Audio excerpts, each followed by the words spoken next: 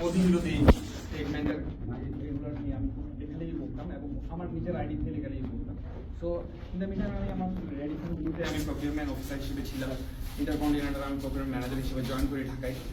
এবং ওই সময় মোদি যখন 2020 সালে আসতেছিল তখন আমি ওই মোদির আসার ব্যাপারে প্রতিবাদ জানিয়ে লেখা লিখি, বি লাইনের একটা স্ট্যাটাস।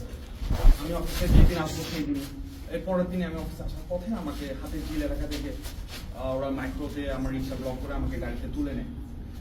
অ্যান্ড আমাকে প্রথমে র্যাব 11-তে নিয়ে যায় নারায়ণগঞ্জ, ওইখানে একটা সেলে রাখা হয়, কোন সেলে। এর পরের দিন রাতেই আমাকে এখানে নিয়ে আসা হয়। সো নিয়ে এসে আমাকে আমার শার্ট প্যান্ট ছিল, আমাকে লুঙ্গি পরিয়ে দেয় এবং টি শার্ট পরিয়ে দেয়। সো পরার পরে আমাকে, আমি তো ব্লাইন্ড ফোল্ডেড ছিলাম, তো আমি এখানে বলে শুয়ে থাকো তুমি এখানে, এবং don't make any sound. And আমি সেটা করি নাই। একটা পর্যায়ে আমি চেষ্টা করছিলাম বোঝার জন্য যে আমি আসলে কোথায়। সো আমি চোখ ব্লিঙ্কিং করে I just trying to lose my blind fold and I saw someone just from this side, he's just moving his hand and trying to getting my attention. So I saw him and he just telling me just sit down, and I sit down and I was just, my handcuff was in the back side, so samne niye asho. So I just did like this, and I was just crying. I just thinking about my two small child and my আমার যে বাচ্চা দুটো ছিল, একটা 7 মাসের বাচ্চা আর একটা 1.5 বছরের বাচ্চা। আমি শুধু তাদের কথাই চিন্তা করছিলাম, আমি তাদের খুব মিস করছিলাম। অ্যান্ড আমি শিওর ছিলাম যে আমাকে মেরে ফেলা হবে। অ্যান্ড তাদের থেকে আমি যখন জিজ্ঞেস করছিলাম, তারা আমাকে বারবার বলছে যে চিন্তা করিও না তুমি, এখানে আল্লাহ আমাদেরকে দেখবেন, হেল্প করবেন। সো তারাও বলছিল, আমাদের ছোট ছোট বাচ্চা। আমি তাদেরকে তখন জিজ্ঞেস করছিলাম যে তোমরা কয় বছর ধরে এখানে? তো কেউ বলে 1.5 বছর, পাশে ও একজন ছিল, ও বলে ও 3 বছর, একটা 17 বছরের বাচ্চা ছিল, রাঙ্গুনিয়া থেকে ওকে গুম করে আনা হয়। এই পাশে আরো 2জন ছিল। এটা এখানে এসে তখন এসে গেছে না, এবং আমাদের প্রত্যেকটা কমিউনিকেশন টোটালি ইশারায় হচ্ছে, কারণ এবং যে ইশারা যখন বুঝতাম না এখানে একটা দেওয়াল ছিল, তখন মুভ করে ফেলেছে। হ্যাঁ, আমরা তখন মানে যখন যে কথা ইশারা বুঝতাম না তখন লিখে মানে বোঝানোর চেষ্টা করতাম। কি দিয়ে লিখতাম? আমরা হাতের আঙ্গুল যে আমি নাম যখন বলতে আমি নামটা বুঝতে পারছিলাম না, তখন তারা এইভাবে করে বার ছিল, লোহার বার দিয়ে আমরা অপোজিটে আমি দেখছি না। তো ওরা তো আসলে আমাদের ভিতরে সাউন্ড করতে মানা করতো। সো ওরা যখন আসতো তখন সাথে সাথে আমরা আবার ব্লাইন্ড ফোল্ডে এভাবে নামি, আমরা আবার পিছন দিকে গিয়ে শুয়ে যেতাম। সেইভাবে করে আমাদের দিনগুলো পার হতো। এবং তারা এবার এই পাশে, আমার ডান পাশে একটা ছেলে ছিল। সো কিছুক্ষণ পর পর সে খুব মারতো, তো কন্টিনিউয়াস মারতো, এবং ও যতক্ষণ না কান্না থামাতো না, চিৎকার থামাতো না, ওকে মারতো। সো আমি তখন জিজ্ঞেস করতাম ওকে কেন মারতেছে।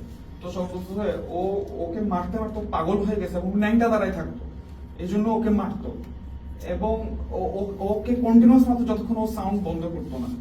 সো আমার এই পাশে আমি আরো 4-5 জনকে দেখি, কেউ 1.5 বছর, কেউ 2 বছর, কেউ 3 বছর ধরে ঘুম ছিল। সো এভাবেই করে আমাদের আমার এখানে আমার জানা মতো 4-6 জন ছিল। আমি 10 days ছিলাম। তোমাকে এনেছিল জাস্ট মোদির বিরুদ্ধে স্ট্যাটাস দিয়েছে, আর পরের পরছি বাকিদের কোনো পরিচয় জানতে পেরেছিলে? আমি একজনের নাম জানাচ্ছি সাইফুল, 2 জনের নাম জানতাম, 2 জনের নামই সাইফুল ছিল। পলিটিক্যাল অ্যাক্টিভিস্ট বা ছাত্র কিছু? আপনার নামটা? কিছুই না। আপনার নামটা? আমারটা মাসরুর আনোয়ার চৌধুরী। এখানে কি সিচুয়েশন কিছু ছিল না, এখানে একটা ইয়া ছিল, কম্বলের একটা এক প্লেয়ারের কম্বল, একটা বিছানা ছিল, আর কোন বালিশ টালিশ ছিল না, একটা কাপড় ছিল। হ্যাঁ, পরে ওই সাইফুলদেরকে তুমি আর খুঁজেছিলে, জানো ওদের কি অবস্থা? আমি শুনেছি সাইফুল মানে পরবর্তীতে ওকে ছেড়ে দেওয়া হয়, বাট ও কোথায় আমি আর ট্রেস করতে পারি।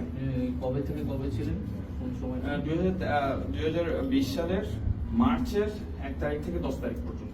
আসলে এখান থেকে ছাড়ার পরে যে মামলা দেওয়া হতো ওটা আমি বলছি। ও আচ্ছা, আমাকে এরপর 10 দিন আসার পরে আমাকে যখন ওরা এখান থেকে নিয়ে যায়, আমাকে ফিশ মানে এরকম করে একজনের সাথে কমিউনিকেট করতো, no sound at all. So তারা বলো কি তুই 2 রাকাত নফল নামাজ পড়ে নিস, তোরা এখান থেকে বের করতেছে। সো আমি ধরে নিয়েছি, আমাকে ক্রস ফায়ার দিয়ে বলো মেরে ফেলবে। সো আমি আসলে কালামা পড়ে নিয়ে অথবা দোয়া পড়ে, এরপর আমাকে আবার নিয়ে যাই। সো নিয়ে যাওয়ার পরে আমার সাথে কিছুদিন আগে আমার দেশ নিউজে আমাদের এই লিড নিউজ এসেছে যে 3 প্রকৌশলীকে গুম, এটা লিড নিউজ এসেছে। ওখানে আমার সাথে আরো 2 জনকে গুম করা হয়। জাস্ট তারা আমার সাথে বসে চা খেতো, আমার সাথে তারাও ভালো ভালো কোম্পানিতে, একজন চুয়েটের ইঞ্জিনিয়ার, একজন সফটওয়্যার ইঞ্জিনিয়ার, একজন ইলেকট্রিক্যাল ইঞ্জিনিয়ার। সো জাস্ট আমার সাথে তারা হাঁটতো, কথা বলতো, সেই জন্যই তারা নিয়ে এসেছে। সো পরবর্তীতে আমাদেরকে যেই দিন প্রকাশ করা হবে মিডিয়ার সামনে, তার আগের দিন রাতে নারায়ণগঞ্জে একটা হোটেলের সামনে ওরা নিয়ে যায় গাড়ি করে। আমরা 3 জন এবং সাথে আরেকজন হুজুর, যাকে আরো 2 সপ্তাহ আগে গুম করে তারা রেখেছিল র্যাব 11 সেল। সো ওইখান থেকে আমাদেরকে নিয়ে যায়। একটা ব্যক্তি, যে লোকটা গাড়িতে ড্রাইভারের পাশে ছিল, সে ওই সামনে গিয়ে এই ধর ধর জঙ্গিদর বললো। তো জঙ্গিদর বললো, এখন মানুষ তাকায় আছে। তো দেখলাম 4 জন ব্যক্তিকে ওরা গাড়িতে তুললো, এবার গাড়িটা ব্যাক করে নিয়ে আসলো। আমি ধরে নিয়েছিলাম হয়তো আমাদের ছেড়ে দিব অথবা এরকম। ব্যাক করে নিয়ে আসার পরে আবার আমাদেরকে নারায়ণগঞ্জের 11 সেল, যে সেলটাতে আমার গুম করেছিল, আবার ওখানে দিয়ে দিল। পরের দিন সমস্ত মিডিয়ার সামনে আমাদেরকে এভাবে দাঁড় করিয়ে ক্যামেরাম্যানরা বললো, মিডিয়াম্যানরা বললো যে আপনারা হাঁটেন। হ্যাঁ, আমরা হাঁটলাম। হাঁটার পরে আবার যান, আবার আমাদেরকে ঢুকে ফেলা হলো সেলে। পরের দিন আমাদেরকে জেলে দেওয়া হলো, জেলে নিয়ে যাওয়া হলো।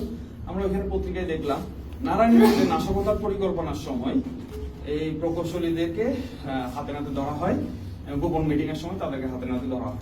এরপর আমার my career already destroyed, and I was a procurement manager in multinational companies, and I earned 6-digit salary, and that is a big point in my career. Within 3 years, I became manager, and everything was gone. And still, I'm suffering in financial crisis. I have 3 children, and আমি কেসে এখনো হাজিরা দিই, আমার কেসটা এখনো চলছে। মানে just জঙ্গি নাটক।